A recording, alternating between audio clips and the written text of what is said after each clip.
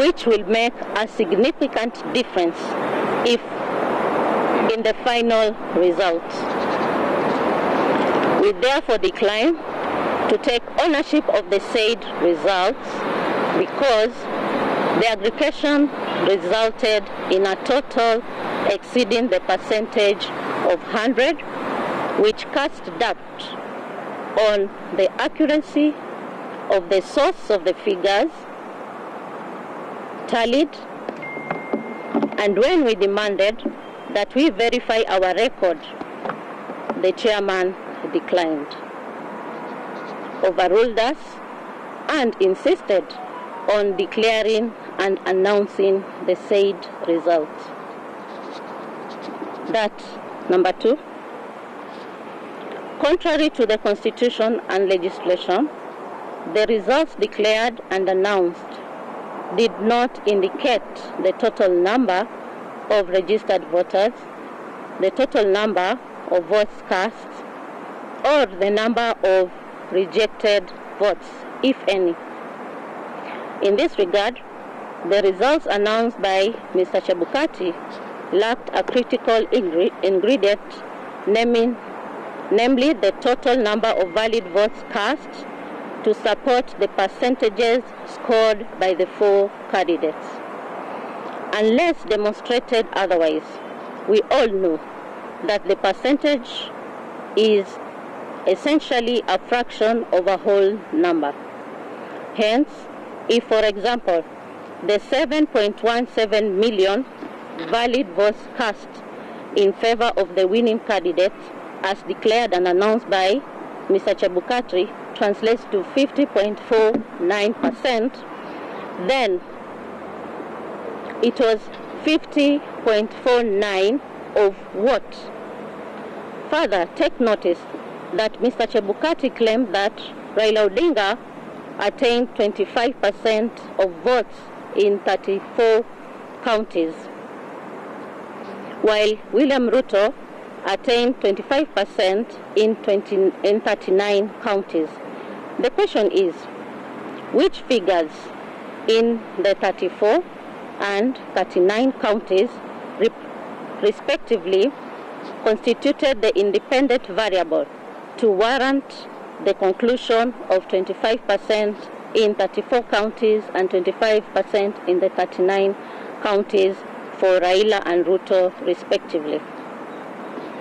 In the absence of a credible and verifiable explanation, we concluded that the process that went into generation of Form 34C, which he used to declare results of the presidential election, was opaque and incapable of earning our ownership and confidence.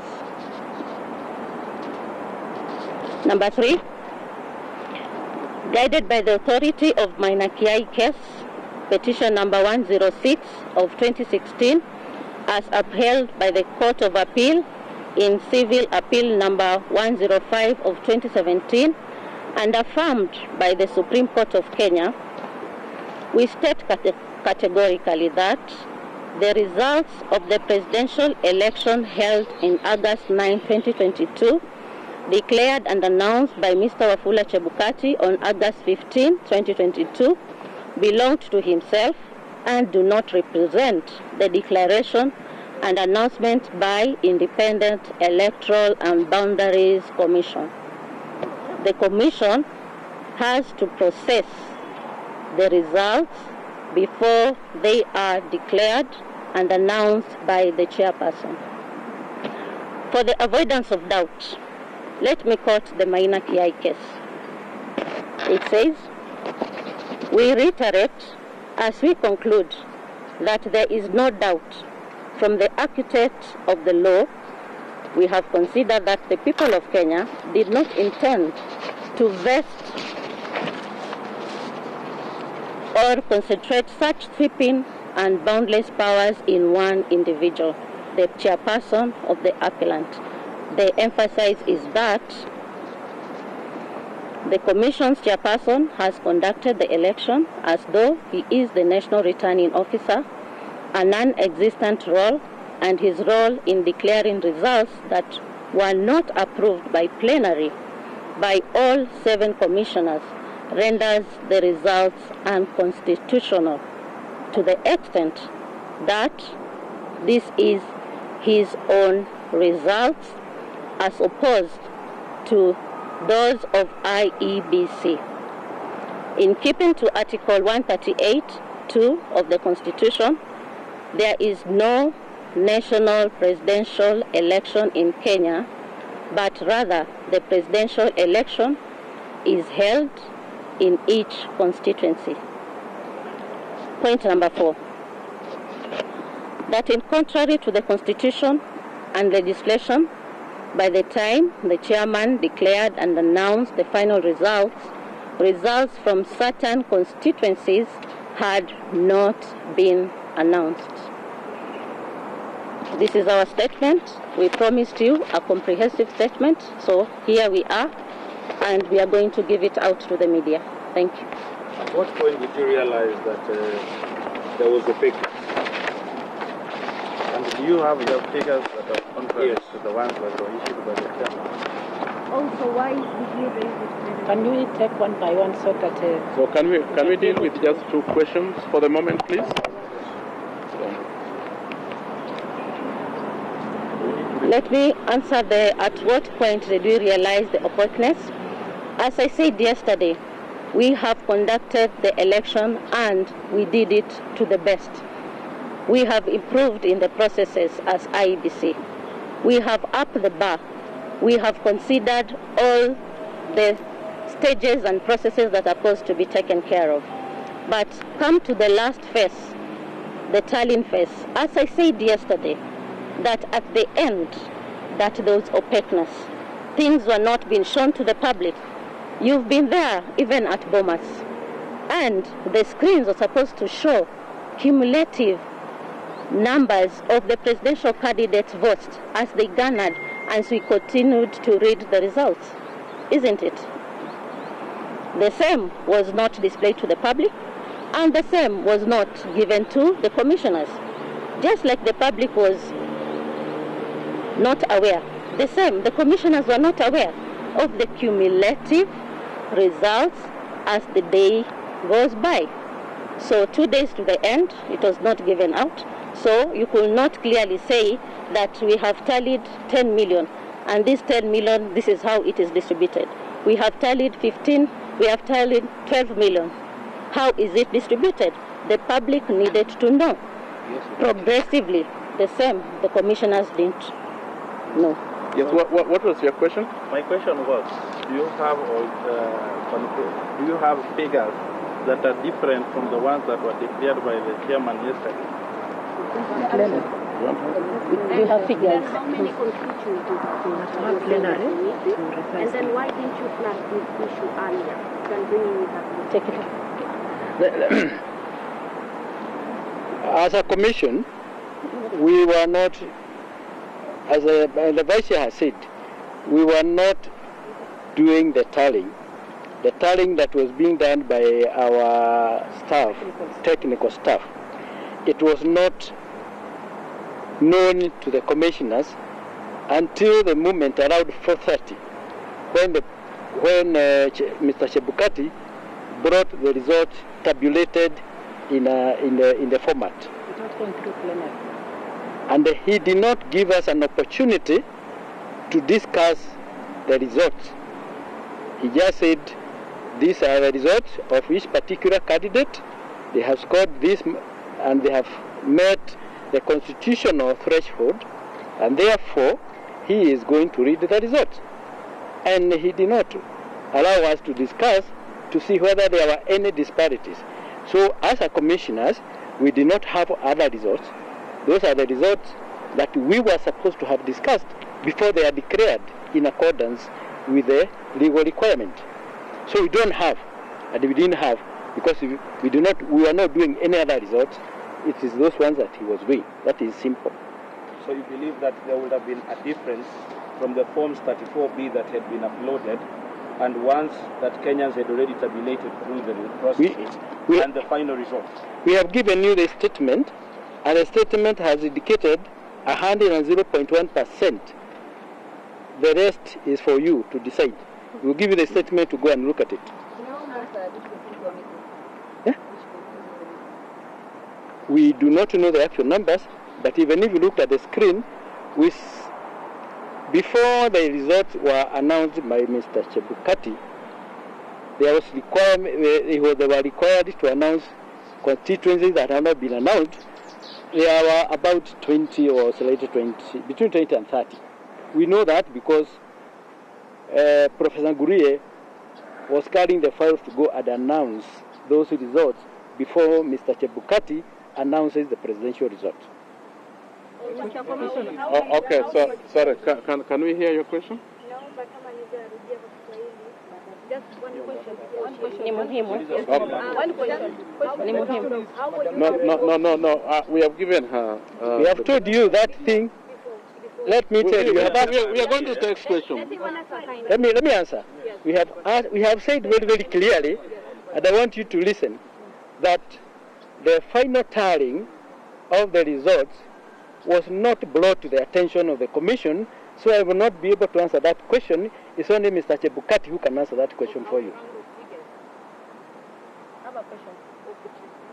Okay. Yes. Another question? There's a question.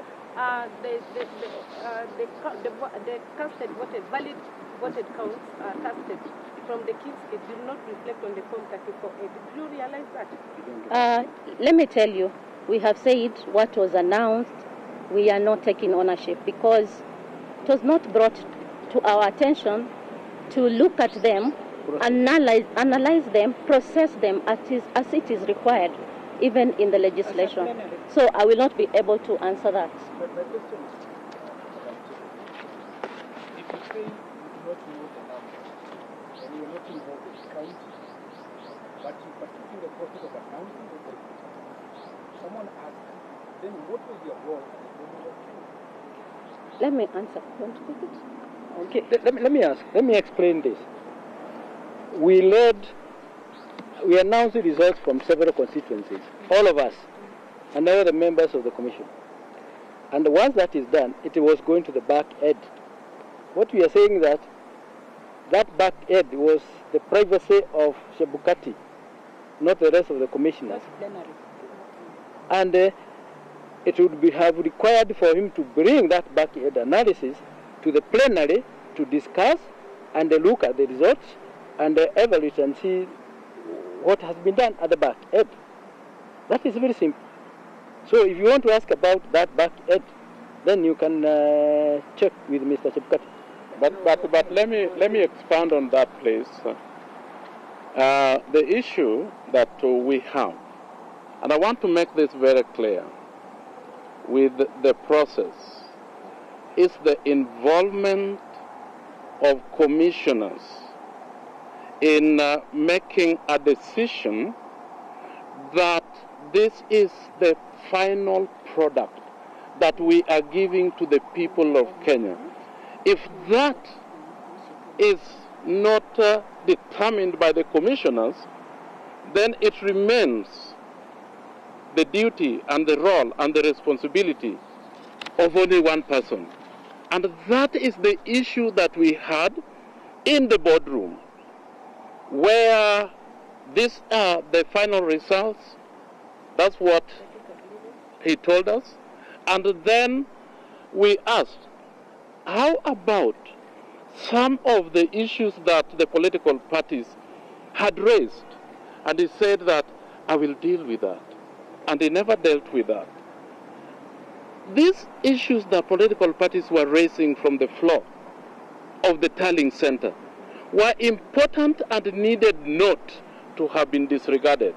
Now these are the issues that we were answering. Where then did those issues go in the context of the final tally of the results that you are going to mention? This is our problem. Well, yes. The last question. Now that. and also, as Okay. doesn't the mandate to declare the presidential election rest with the chairperson of the committee? of the commission. Yes. Just like he did. Yes, the mandation to declare. The mandate to declare is in the role of the chair of the commission. Yes, but before they are declared, and we are saying that we did not process, and that's why they come out with glaring mistakes, and we don't take ownership of the same. Thank you. Those are options. No, that's okay. Okay, Swahili. Okay, Kiswahili. No.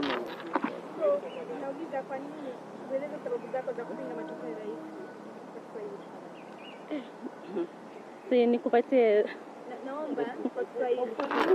Kwa ufupi na pia kwa nini mnasema kuwa hakukuwa na uwazi? Wacha tu niseme tu ile hoja moja kwamba katika ile tarakimu ambazo zimetolewa yale mahesabu hayaingiani. Ni vipi unaweza kusema umepata 100.01? Sote tulienda shule na tukiangalia 0.01, ukiangalia katika valid votes, hiyo ni kura 1,140. Hizo kura tukiangalia jinsi mchakato umeendelea, ni kura nyingi sana ambazo zinaweza kuleta tofauti. Sasa sisi tumesema yale makosa kama hayo hatukuhusishwa, kwa hivyo. Okay, thank you very much. There's one question, but you've not really answered at all.